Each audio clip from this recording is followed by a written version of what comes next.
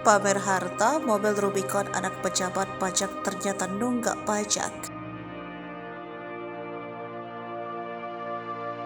Kabar terbaru dari mobil Jeep Rubicon milik anak pejabat pajak yang bermasalah kasus penganiayaan kini terus menjadi sorotan. Ternyata mobil Jeep Rubicon milik Mario Dandi Satrio diketahui belum membayar pajak dan tak tercatat di LHKPN hingga menggunakan plat palsu. Kapolres Metro Jakarta Selatan Kombes Ade Arisham Indradi dalam keterangannya Kamis 23 Februari 2023 mengatakan plat palsu pada mobil tersebut diketahui setelah polisi mengecek keaslian plat nomor tersebut. Saat itu mobil ini menggunakan plat nomor B120DEN. Kemudian setelah dilakukan cek fisik, nomor rangka dan nomor mesin oleh petugas dari Direktorat Lalin, maka nomor ini tidak sesuai dengan peruntukannya. Mendapati hal tersebut, kemudian pihak kepolisian mengamankan plat nomor B2571PBP dari tangan tersangka yang diduga merupakan plat asli dari mobil tersebut. Dari hasil penelusuran Tribunnews.com di website resmi Samsat, pasal pajak itu terdeteksi dari nomor polisi yang asli untuk mobil mewah tersebut.